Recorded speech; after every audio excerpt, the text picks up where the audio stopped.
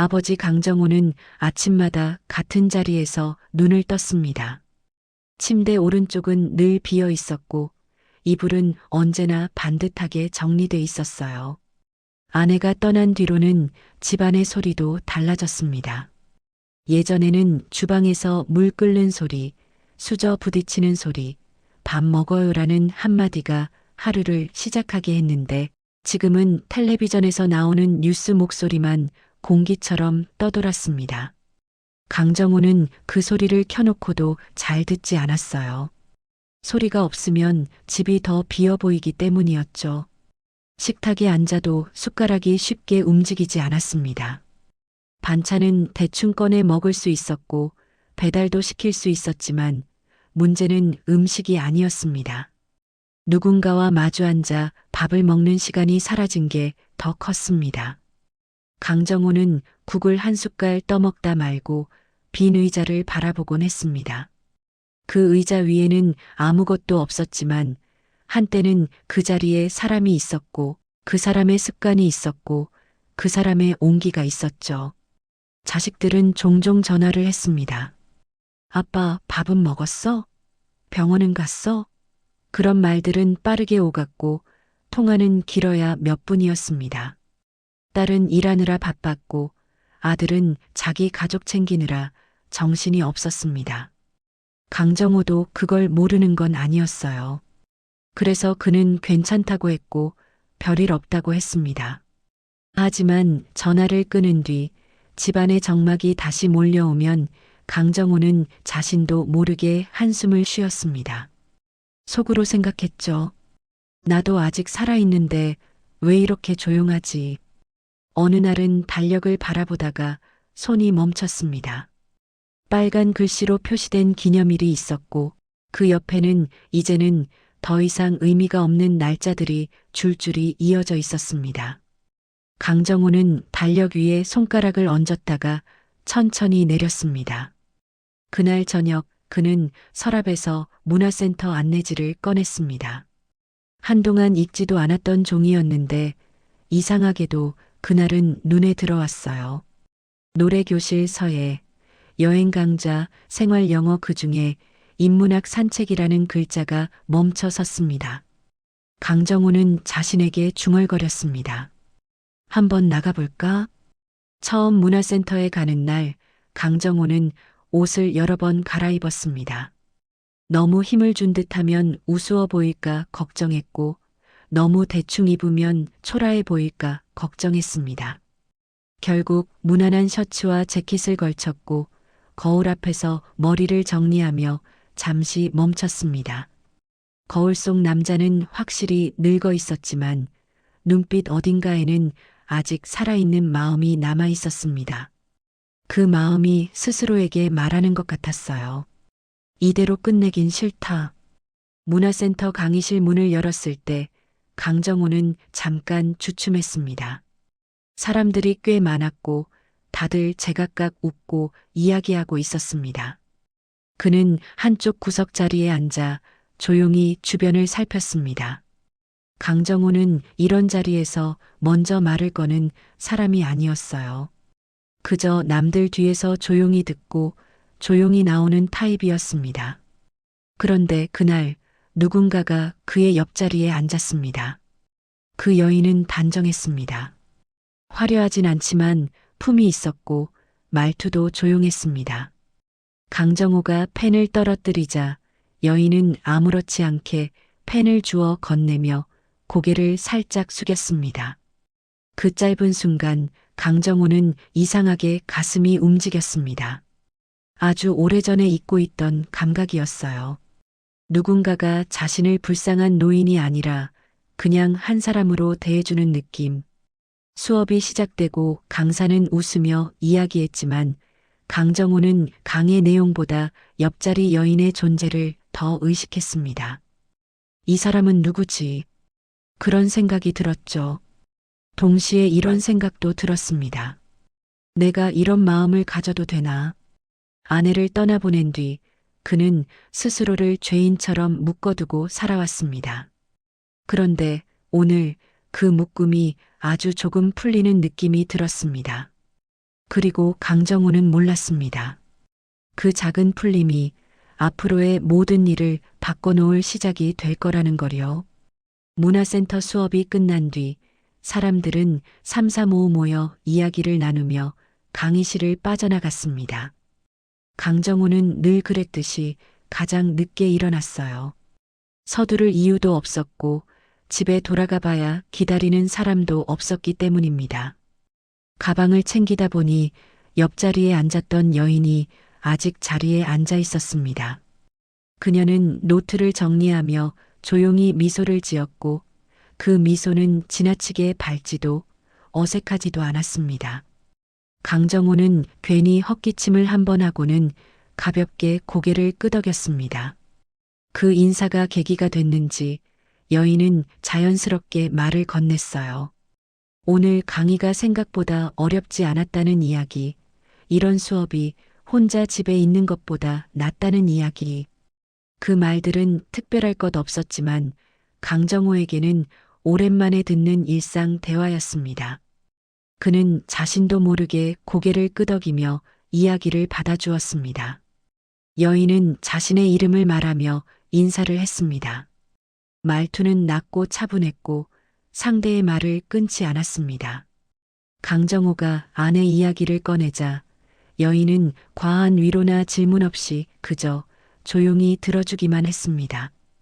힘드셨겠어요? 라는 한마디가 전부였지만 그 말에는 불필요한 동정이 섞여 있지 않았습니다. 강정호는 그 점이 마음에 들었습니다. 설명하지 않아도 이해받는 느낌이 들었거든요. 그날 이후로 두 사람은 자연스럽게 문화센터에서 자주 마주쳤습니다. 강정호는 일부러 같은 요일, 같은 시간의 수업을 선택했고 여인도 비슷한 시간에 나타났습니다. 수업 전에는 커피 한 잔을 나누고 수업이 끝난 뒤에는 짧게 산책을 하기도 했어요. 강정호는 오랜만에 하루를 기다리는 마음이 생겼습니다. 아침에 눈을 뜨면 오늘은 나갈 일이 있다는 생각이 그를 일으켜 세웠습니다. 여인은 강정호의 생활을 세심하게 물었습니다. 식사는 잘 챙겨 드시는지, 병원은 제때 가시는지. 그 질문들은 잔소리처럼 들리지 않았고 오히려 걱정에 가까웠습니다. 강정호는 그동안 자식들에게도 제대로 말하지 않았던 불편함을 이 여인에게는 조금씩 털어놓기 시작했습니다. 허리가 아플 때가 있다는 말, 밤에 잠이 잘 오지 않는다는 말까지요. 여인은 메모라도 하듯 고개를 끄덕이며 들었습니다. 어느 날 여인은 강정호에게 약을 챙겨 드시냐고 물었습니다. 강정호는 대충 먹고 있다고 말했지만 여인은 그러면 안 된다며 약 봉투를 한번 보여달라고 했습니다. 그 말이 조금 낯설게 느껴졌지만 강정호는 거부하지 않았습니다. 누군가 자신의 건강을 이렇게 신경 써준 게 정말 오랜만이었기 때문입니다. 여인은 약 이름을 유심히 보고는 다음에 병원 갈 때 같이 가도 되겠냐고 조심스럽게 물었습니다. 강정호는 잠시 망설였지만 결국 고개를 끄덕였습니다. 혼자 병원에 다니는 게 익숙해졌다고 생각했지만 사실은 늘 버거웠습니다. 여인의 제안은 부담스럽기보다는 든든하게 느껴졌습니다. 그날 집으로 돌아오는 길 강정호는 자신도 모르게 웃고 있었습니다. 누군가와 약속이 있다는 사실만으로도 하루가 다르게 보인다는 걸 그는 그제야 깨달았습니다. 하지만 그 웃음 뒤에는 작은 불안도 숨어 있었습니다. 이 나이에 이런 마음을 가져도 괜찮을까? 강정호는 스스로에게 몇 번이나 물었지만 답을 내리지는 못했습니다. 다만 분명한 건 하나였습니다. 이 여인은 그의 외로움을 정확히 알고 있었고 그 외로움의 틈으로 아주 자연스럽게 다가오고 있다는 사실이었죠. 그리고 강정호는 아직 그 다가옴이 계산인지 진심인지 구분하지 못하고 있었습니다. 강정호가 자식들을 불러 모은 건 어느 주말 저녁이었습니다. 집안에 오랜만에 불이 환하게 켜졌고 식탁에는 평소보다 반찬이 조금 더 놓여 있었습니다. 강정호는 괜히 물컵을 옮겼다 놓았다 하며 말을 꺼낼 타이밍을 재고 있었어요. 자식들은 그런 아버지의 모습을 보며 무슨 이야기인지 짐작하지 못한 채 서로 눈치만 주고받았습니다. 그 고요한 틈을 깨고 강정호가 입을 열었습니다. 그는 문화센터에서 만난 여인 이야기를 조심스럽게 꺼냈습니다. 처음엔 그냥 함께 수업을 듣는 사이라고 했고, 그 다음엔 서로 의지하게 됐다고 말했습니다. 그리고 마지막으로 재혼을 생각하고 있다는 말을 덧붙였습니다. 그 순간 식탁 위의 공기가 눈에 띄게 무거워졌습니다. 젓가락이 멈췄고 물을 마시던 딸의 손도 허공에서 굳어버렸어요. 아들은 가장 먼저 표정을 바꿨습니다. 놀람과 당황, 그리고 경계가 한꺼번에 떠올랐습니다. 딸은 한 박자 늦게 아버지를 바라봤습니다. 말없이 얼굴을 살피는 눈빛에는 걱정보다 불안이 더 짙었습니다. 강정호는 그 시선을 보며 속으로 이미 예상했던 반응이라고 스스로를 다독였습니다. 하지만 막상 그 눈빛을 마주하니 마음 한구석이 찌릿하게 아팠습니다. 자식들은 여인의 나이를 묻기 시작했습니다. 강정호는 솔직하게 말했습니다. 자신보다 30 가까이 어리다고요. 그 말이 떨어지자마자 딸의 얼굴은 더 굳어졌습니다. 아들은 애써 말을 고르며 아빠, 너무 급한 거 아니냐고 했고, 딸은 상대가 어떤 사람인지 더 알아봐야 하지 않냐고 조심스럽게 말했습니다. 그 말들에는 걱정이 담겨 있었지만 동시에 강정호의 선택을 믿지 못하겠다는 기색도 섞여 있었습니다. 강정호는 순간 서운함을 느꼈습니다. 아내를 잃고 홀로 보낸 시간 동안 자식들이 자신의 외로움을 얼마나 이해해 주었는지 떠올렸기 때문입니다. 전화 몇 통, 형식적인 안부가 전부였던 날들. 그 시간에는 아무 말도 하지 않다가 이제 와서 그의 선택에만 목소리를 높이는 모습이 억울하게 느껴졌습니다. 그는 차분한 목소리로 말했습니다. 자신도 충동적으로 결정한 게 아니고 충분히 생각해봤다는 거요. 딸은 더 말을 잇지 못했습니다. 대신 여인의 사진을 한 번만 보여달라고 했습니다. 강정호는 휴대전화에서 사진을 꺼내 보여주었습니다. 단정한 옷차림, 부드러운 미소, 과하지 않은 화장. 사진 속 여인은 누가 봐도 고상해 보였습니다.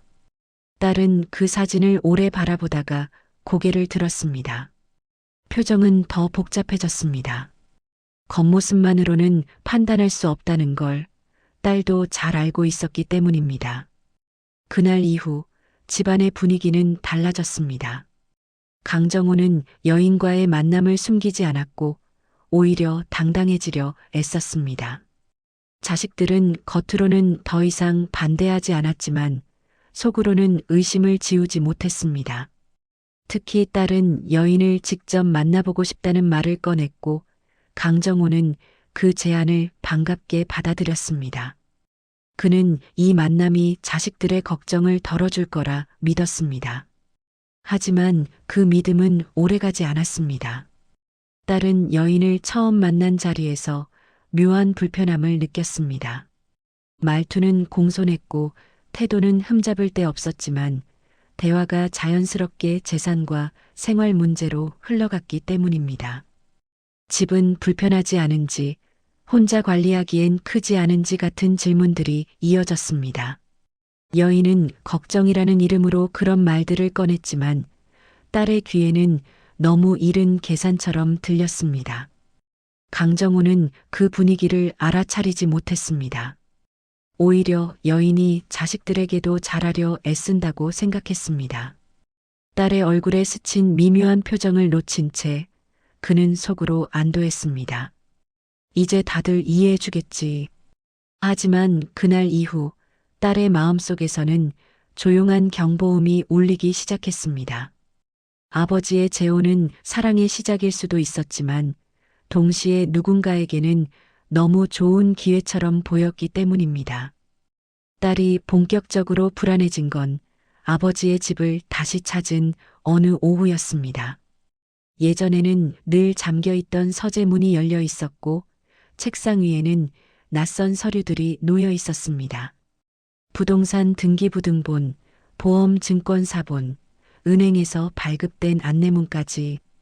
딸은 무심코 그 서류들을 훑어보다가 손이 멈췄습니다.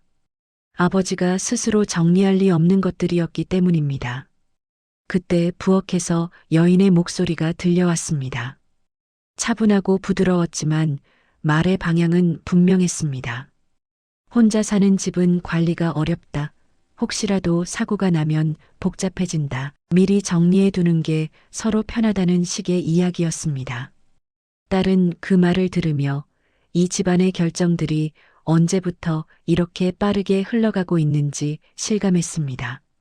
사랑이라는 이름이 붙었지만 내용은 지나치게 현실적이고 구체적이었죠. 여인은 딸 앞에서도 태도를 바꾸지 않았습니다. 오히려 더 조심스럽고 공손하게 말했습니다. 아버지의 건강을 걱정한다며 병원 일정과 약 복용을 자신이 챙기겠다고 했고 혹시 모를 상황에 대비해 보험 수익자도 정리해 두는 게 좋겠다는 말을 덧붙였습니다. 딸은 그 말을 듣는 동안 계속해서 한 가지 생각만 했습니다. 왜 이렇게 서두르지? 결혼 날짜도 정해지지 않았는데 이미 결혼 이후의 권한을 이야기하고 있었기 때문입니다. 아버지는 그 말들을 고개를 끄덕이며 들었습니다. 누군가 이렇게 자신의 생활을 책임져 주겠다고 나서는 게 든든하게 느껴졌습니다. 자식들에게는 차마 요구하지 못했던 돌봄과 관심을 이 여인은 아무렇지 않게 제안하고 있었죠. 딸은 그런 아버지의 표정을 보며 더 말을 잇지 못했습니다. 지금 이 순간 아버지에게 이 여인은 보호자였고 딸 자신은 불편한 참견자처럼 느껴졌기 때문입니다. 며칠 뒤 여인의 요구는 더 분명해졌습니다. 아버지와 단둘이 있는 자리에서 집 명의를 공동으로 해두는 게 어떻겠냐는 이야기가 나왔습니다. 여인은 혹시라도 자신에게 무슨 일이 생기면 아버지가 곤란해질 수 있다는 이유를 댔지만 그 말은 딸의 귀에 그대로 들어왔습니다. 집이라는 가장 큰 자산을 가장 먼저 손에 넣으려는 흐름이었습니다. 딸은 그날 밤 집으로 돌아와 잠을 이루지 못했습니다. 머릿속에서는 여인의 말들이 반복됐고 그 말들 사이사이에 묘한 공통점이 보이기 시작했습니다. 모든 제안은 아버지를 위해서라는 포장을 하고 있었지만 결과적으로는 아버지의 재산과 결정권을 여인 쪽으로 옮기는 방향이었습니다. 우연이라고 보기엔 너무 정확했고 계획이라고 보기엔 너무 자연스러웠습니다. 다음 날 딸은 아버지에게 조심스럽게 물었습니다. 정말로 그 모든 걸 여인에게 맡길 생각이냐고. 아버지는 잠시 침묵하다가 이제는 믿어도 될 사람이라며 딸을 안심시키려 했습니다. 그 말 속에는 확신보다 바람이 더 많이 담겨 있었습니다. 딸은 그 바람이 얼마나 위험한지 알면서도 더 세게 말하지 못했습니다. 외로움 앞에서 사람은 쉽게 판단을 내려놓는다는 걸 딸도 알고 있었기 때문입니다. 그날 이후 딸은 결심했습니다. 더 이상 느낌만으로 판단하지 않겠다고요.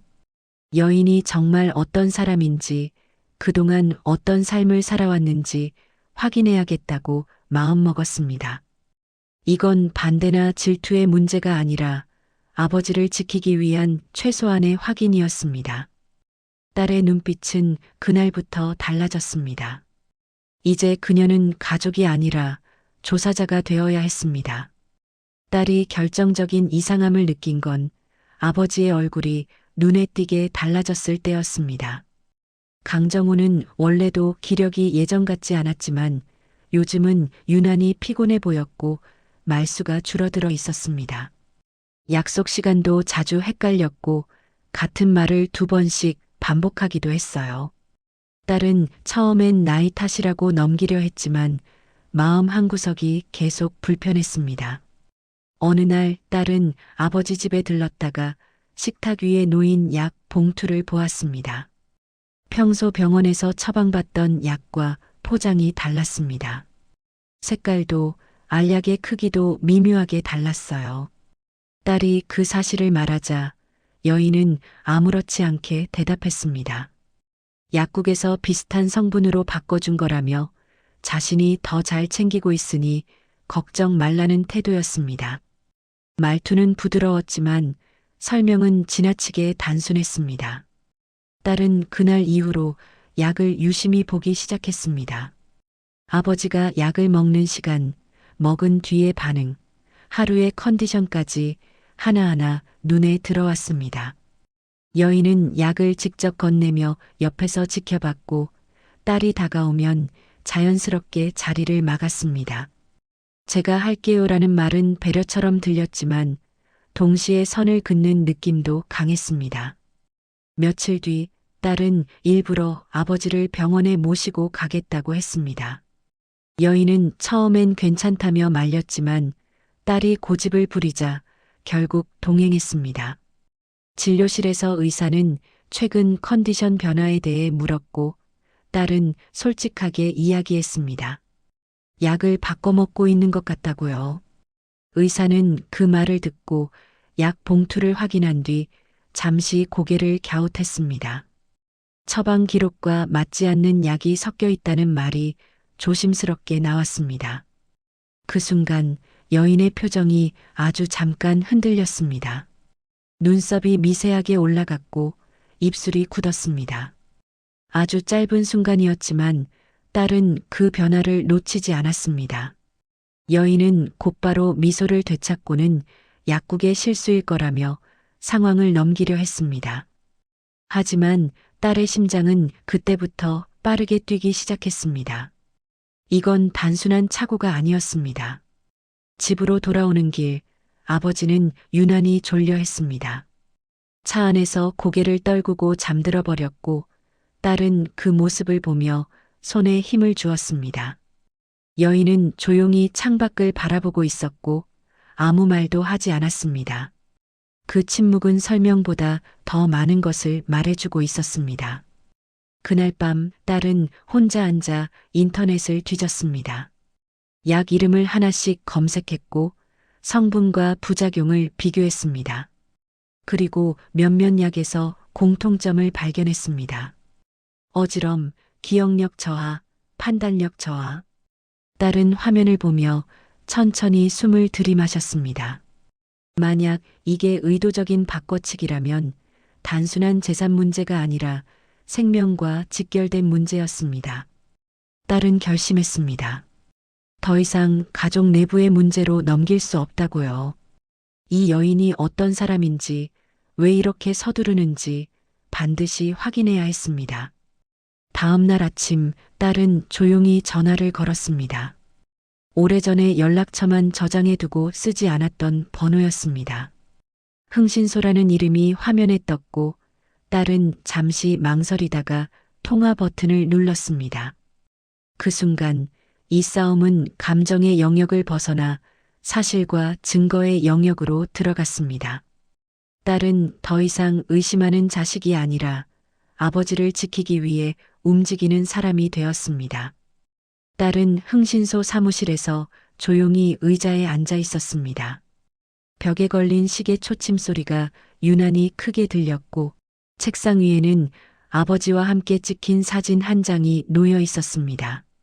흥신소 직원은 노트북 화면을 돌려 보여주며 차분하게 설명을 이어갔습니다.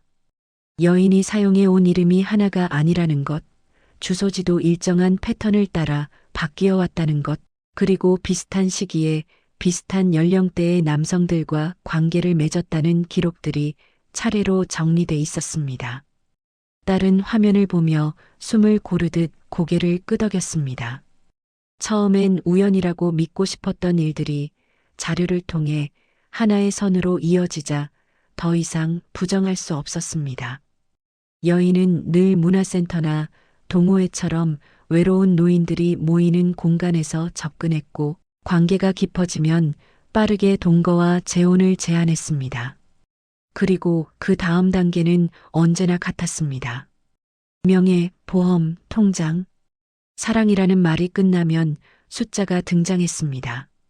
흥신소 직원은 여인의 과거 판결문 일부를 꺼내 보여주었습니다. 사기, 위조, 사문서, 부정사용 등 낯설지 않은 단어들이 줄지어 적혀 있었습니다. 전과 횟수는 5번. 형량은 크지 않았지만 수법은 점점 교묘해졌습니다. 이전 피해자 중 몇 명은 이미 가족과의 연락이 끊겼고 일부는 재산을 대부분 잃은 뒤 요양원으로 옮겨졌다는 기록도 있었습니다. 딸은 그 문장을 읽으며 손끝이 차가워지는 걸 느꼈습니다. 가장 충격적인 건 약과 관련된 내용이었습니다. 여인은 피해자들의 복용약을 건강보조제라며 바꿔치기했고 그로 인해 판단력이 흐려진 상태에서 서류에 서명하게 했다는 정황이 있었습니다. 딸은 그 대목에서 눈을 감았다가 다시 떴습니다. 아버지에게서 봤던 변화들이 우연이 아니라 반복된 패턴이라는 사실이 명확해졌기 때문입니다. 흥신소 직원은 마지막으로 결혼 일정에 주목했습니다. 여인이 잡아둔 결혼 날짜는 늘 매우 빨랐고 혼인 신고와 동시에 보험 수익자 변경과 명예 이전이 이뤄지도록 설계돼 있었습니다. 딸의 아버지 역시 같은 수순에 놓여 있었습니다. 결혼식 날짜가 확정된 지 불과 보름 남짓. 시간은 많지 않았습니다. 딸은 그 자리에서 바로 결정을 내렸습니다. 자료를 정리해 경찰에 전달하고 결혼식 당일을 작전 시점으로 잡기로요. 흥신소 직원은 고개를 끄덕이며 필요한 증거 목록을 정리해 주었습니다. 녹취, 약 봉투, 병원 기록, 그리고 여인의 과거 기록까지. 딸은 서류를 받아들고 자리에서 일어났습니다. 사무실을 나서며 딸은 휴대전화를 꺼내 아버지에게 전화를 걸었습니다. 목소리는 평소처럼 담담하게 유지했습니다. 결혼 준비는 잘 되고 있는지, 몸은 괜찮은지 묻는 평범한 안부였습니다. 아버지는 들뜬 목소리로 답했고 여인은 옆에서 다정하게 거들었습니다. 그 소리를 들으며 딸은 속으로 다짐했습니다. 조금만 더 버텨요, 아빠. 집으로 돌아오는 길, 딸은 결혼식장을 검색했습니다. 동선, 출입구, 식순서까지 하나하나 확인했습니다. 이건 폭로가 아니라 구조였습니다. 아버지를 망신 주지 않으면서도 가장 확실하게 진실을 드러낼 수 있는 순간, 딸은 결혼식이라는 가장 공개적인 자리를 선택했습니다. 그날 밤 딸은 잠들지 못했습니다. 머릿속에는 수갑소리보다도 아버지가 진실을 마주하게 될 표정이 먼저 떠올랐습니다. 그 표정을 상상하며 딸은 천천히 숨을 내쉬었습니다. 이제 남은 건 타이밍뿐이었습니다. 결혼식 날 아침, 하늘은 유난히 맑았습니다. 호텔 예식장 앞에는 하객들의 발걸음이 하나둘 모이기 시작했고 로비에는 꽃향기와 잔잔한 음악이 흐르고 있었습니다. 강정호는 거울 앞에 서서 넥타이를 고쳐 매고 있었습니다. 오랜만에 입은 정장이 조금 어색했지만 얼굴에는 설렘이 어려 있었습니다. 오늘만큼은 외로움이 아니라 새로운 시작을 맞이하는 사람처럼 보이고 싶었습니다. 여인은 그의 옆에서 차분하게 준비를 도왔습니다. 손길은 익숙했고 말투는 여전히 다정했습니다. 강정호는 그 다정함이 자신을 지켜주는 것이라 믿고 싶었습니다. 결혼식이 시작되면 모든 걱정이 사라질 거라고, 자식들도 결국은 이해해 줄 거라고 스스로를 설득했습니다. 딸은 예식장 밖에서 한 발 떨어진 곳에 서 있었습니다. 손에는 작은 서류 봉투가 들려 있었고 그 안에는 흥신소 자료와 경찰과 공유한 증거 목록이 정리돼 있었습니다. 딸의 표정은 굳어 있었지만 눈빛은 흔들리지 않았습니다. 오늘은 감정이 아니라 타이밍이 중요했습니다. 너무 이르면 아버지가 다치고 너무 늦으면 모든 게 끝날 수 있었습니다. 식이 시작되기 직전 딸은 휴대전화로 마지막 메시지를 보냈습니다. 경찰에게는 준비 완료라는 짧은 신호였고 흥신소 직원에게는 대기 지점 확인이었습니다. 답장은 곧바로 왔습니다. 모두 제자리에 있다는 신호였습니다. 딸은 숨을 깊게 들이마셨습니다. 신부 대기실 문 앞에서 여인은 휴대전화를 내려놓고 거울을 바라봤습니다. 표정은 완벽했습니다. 긴장도 불안도 보이지 않았습니다. 오히려 오래 준비한 무대에 오르기 직전의 사람처럼 침착했습니다. 딸은 그 모습을 멀리서 지켜보며 자료 속 사진들과 지금의 모습을 겹쳐보았습니다.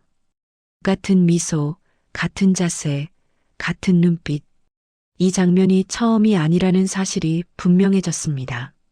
예식장 안에서는 하객들이 자리를 채웠고 사회자의 목소리가 리허설처럼 흘러나왔습니다. 강정호는 입구 쪽을 바라보며 서 있었습니다. 여인을 처음 만났던 문화센터의 풍경이 스쳐 지나갔고 그때 느꼈던 위로와 설렘이 다시 떠올랐습니다. 그는 그 기억을 붙잡고 싶었습니다. 설령 오늘 무슨 일이 벌어지더라도 그 감정만큼은 진짜였다고 믿고 싶었습니다. 그때 로비 쪽에서 낮은 소란이 일었습니다. 하객 몇 명이 고개를 돌렸고 웨딩 스태프가 당황한 표정으로 무전을 주고받았습니다. 딸은 그 소리를 듣고 고개를 들었습니다. 약속된 시간보다 조금 빠른 움직임이었지만 더 이상 미룰 수는 없었습니다.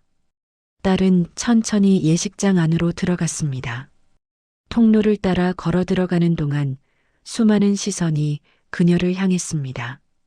강정호는 그 모습을 보고 잠시 놀란 표정을 지었지만 곧 미소를 지으려 했습니다. 딸은 아버지와 눈이 마주친 순간 고개를 한번 끄덕였습니다. 괜찮아요. 그렇게 말하듯이요. 그 순간 예식장 문이 다시 열렸습니다. 이번에는 정복을 입은 사람들이었습니다. 경찰이었습니다. 음악은 멈췄고 사회자의 목소리도 끊겼습니다. 여인은 상황을 파악하는데 단 몇 초밖에 걸리지 않았습니다. 그녀는 본능적으로 뒤로 물러났고 출입구 쪽을 바라봤습니다.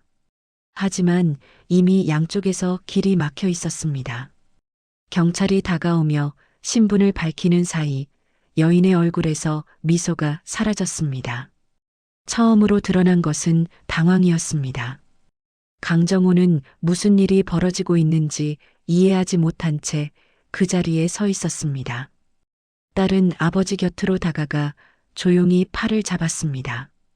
결혼식장은 숨소리조차 들리지 않을 만큼 조용해졌습니다. 모든 시선이 신부에게 그리고 경찰에게 집중됐습니다. 이제 진실이 드러날 순간이 다가오고 있었습니다. 결혼식장 안은 마치 시간이 멈춘 것처럼 고요해졌습니다. 음악도 사회자의 목소리도 모두 사라진 공간에서 사람들의 시선은 한 곳에 고정돼 있었습니다. 경찰이 신부에게 다가가자 여인은 본능적으로 한 걸음 물러섰습니다. 그동안 단 한 번도 흐트러지지 않았던 표정이 그 순간만큼은 무너졌습니다. 강정호는 무슨 상황인지 이해하지 못한 채 그 자리에 서 있었고 딸은 아버지의 팔을 붙잡은 채 조용히 숨을 고르고 있었습니다. 경찰은 차분한 목소리로 신분을 밝히고 여인에게 체포 사유를 설명했습니다. 사기와 위조, 노인 대상 범죄 혐의라는 말이 이어지자 하객들 사이에서 낮은 탄성이 흘러나왔습니다. 여인은 처음엔 부인하려 했습니다. 억울하다는 말, 오해라는 말이 입 밖으로 나오려는 순간 경찰이 준비한 서류와 증거들이 하나둘 제시됐습니다. 그제야 여인의 어깨가 눈에 띄게 굳어졌습니다. 수갑이 채워지는 소리는 생각보다 크게 울렸습니다. 금속이 맞부딪히는 짧은 소리였지만 그 소리는 결혼식장 전체를 가르며 퍼져나갔습니다. 강정호는 그 소리를 듣고서야 현실을 인식했습니다. 방금 전까지 자신이 믿었던 사람이 이제는 범죄자로 불리고 있다는 사실이 믿기지 않았습니다. 그는 무언가 말하려 했지만 입술만 떨릴 뿐 소리는 나오지 않았습니다. 딸은 그 모습을 보며 아버지의 어깨를 더 단단히 붙잡았습니다. 그리고 조용히 아주 낮은 목소리로 상황을 설명하기 시작했습니다. 문화센터에서의 만남부터 약 바꿔치기 의심, 뒷조사 결과까지 강정호는 딸의 말을 듣는 동안 한 번도 고개를 들지 못했습니다. 그 말 하나하나가 자신이 얼마나 외로웠는지, 그리고 그 외로움이 얼마나 위험한지 되돌아보게 했기 때문입니다. 여인은 끝까지 눈을 굴리며 탈출구를 찾으려 했지만 이미 늦었습니다. 경찰은 그녀를 식장 밖으로 데려갔고 하객들은 길을 터주며 조용히 물러났습니다.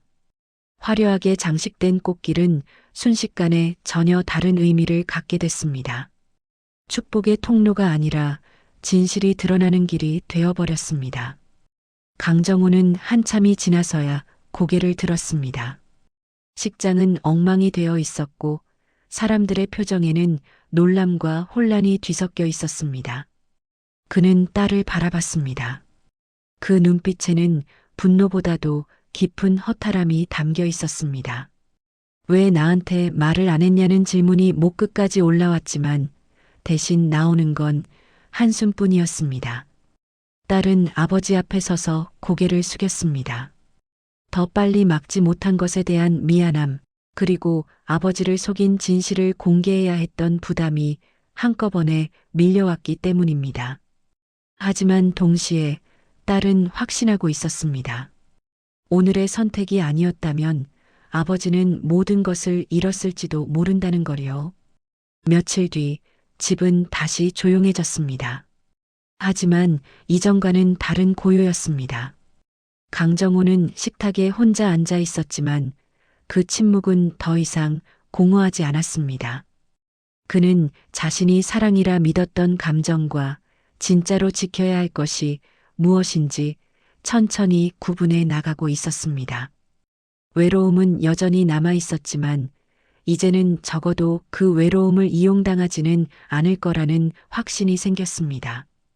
이 이야기는 황혼의 사랑을 조롱하려는 것이 아닙니다. 다만 외로움이 깊어질수록 판단은 더 신중해야 한다는 걸 말해주고 싶었습니다. 여러분이라면 어떻게 하시겠습니까? 사랑과 의심 사이에서 어디까지 확인해 보시겠습니까?